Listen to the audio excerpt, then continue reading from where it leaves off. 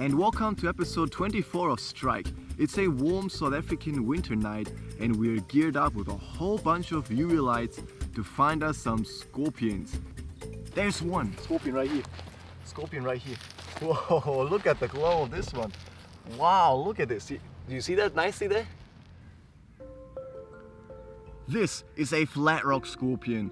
Big scorpion, big pincers, big fear factor, but in fact, this bloke is not dangerous at all. Of course the scorpion is black in color, but put under UV light, it glows in this blue-green color. Wow, how beautiful is that? This is because the exoskeleton is emitting the light in different wavelengths, so we see it in this glowing color. And look at this, how difficult it would be looking for scorpions without our UV light. Man, I tell you, we would be looking for days. Apparently scorpions use their whole body as a light detecting device in order to be able to hide better, especially at night. How interesting is that? The eyes also help them, but even though they have 8 of them, they can't see much at all. Only if it's bright or dark outside. So basically deaf, almost blind, and with no sense of smell at all, they have evolved a very different way of perception. So what they use are those hairs all over their body to basically detect any sorts of vibrations on the ground and also in the air.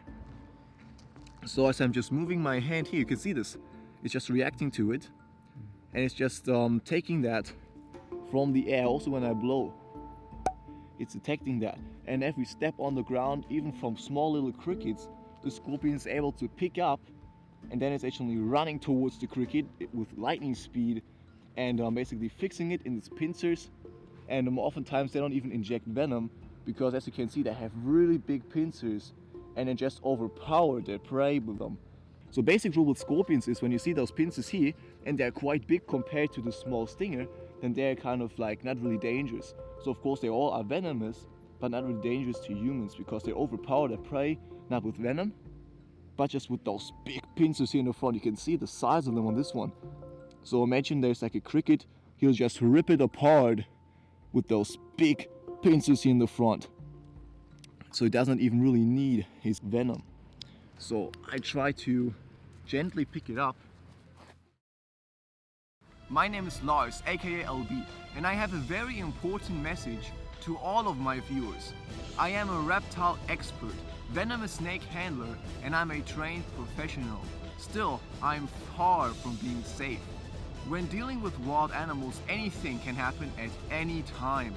I urge all of my viewers to never try to approach or handle any potentially dangerous wildlife.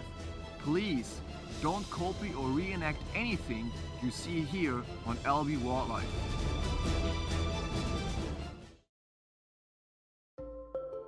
Adults of this species are sexually dimorphic, which means that you can tell if it's a male or a female by just looking at their physical appearance.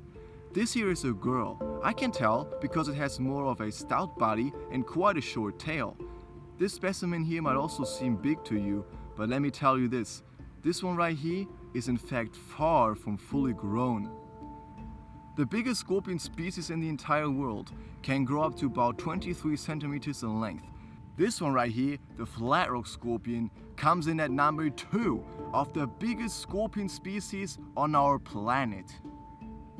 They can still grow to about 22 centimeters in length, which is wild. So we reckon this one's about maybe 10 centimeters now. So they get much bigger than this, almost twice the size of this specimen right here. And they're actually hiding under rocks most of the time during the day, and they come out during the night here to make sure that they get their prey. So they feed on insects most of the time, little grasshoppers, cockroaches, but also worms. That's basically their preferred diet. Beautiful. And look at the stinger, it's so small. They barely ever use it. Basically only for defense, and as I said, they don't have like a big, doesn't even have a big effect on humans. Beautiful, look at this one. The flat rock scorpion. Whoo! Alright buddies, so it's time to go for you here. Come on down. Nice and gentle. Nice, and you see that it always tries to avoid my hand. You know, it's warm it has a different feel to it, and actually sense that just with their feet. They can sense that this is a different terrain there. It doesn't really like to be on my hand. Oh, I can barely see it there. Come on, buddy. You have to be really gentle with them. As you can see, their legs are really, really thin, really, really vulnerable. And it's a beautiful species here, the scorpion. Look at that. One last look. The flat rock scorpion. All right, here you go, buddy. Go back to hunting. Quick. There you go.